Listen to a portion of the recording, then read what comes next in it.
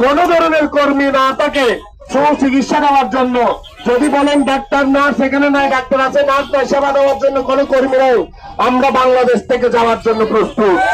আমরা আহলে সুন্নতের কর্মীরা, আমরা গৌসিয়া কমিটির ভাইরা, ইসলামী ফ্রন্টের ভাইরা, ছাত্র সেনা, যুব সেনা, সর্বস্তরের সুন্নি জনতা, সুন্নি মুসলমান ভাইরা, আমরা সবাই একত্রিত হয়ে আমরা ফিলিস্তিনের জমিতে যাওয়ার জন্য প্রস্তুত।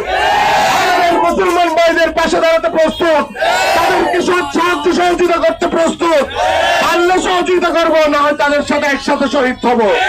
আপনি সরকার প্রধান ডক্টর ইউনূস সাহেব আমাদের যাওয়ার ব্যবস্থা করে দেন। আপনি পদক্ষেপ গ্রহণ করুন, এই কোন মূল্যে আপনি তাদের পাশে দাঁড়াতে যান, আমরা আপনার সাথে আছি। হয়তো আমরা যাব, না হয় এখান থেকে বাংলাদেশ থেকে কোনো পদক্ষেপ নেন তাদের পাশে সুচিকিৎসার জন্য, দাফন কাফন করার জন্য যেভাবে ব্যবস্থা নেওয়া হবে আমরা আপনাদের সাথে আছি।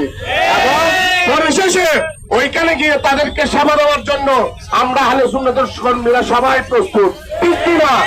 সবাই ডাক আসতে যাবো কিনা?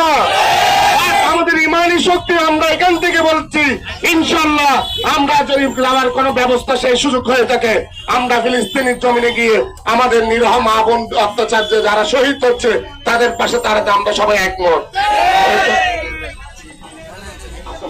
এ পর্যায়ে বক্তব্য রাখবেন মোহাম্মদ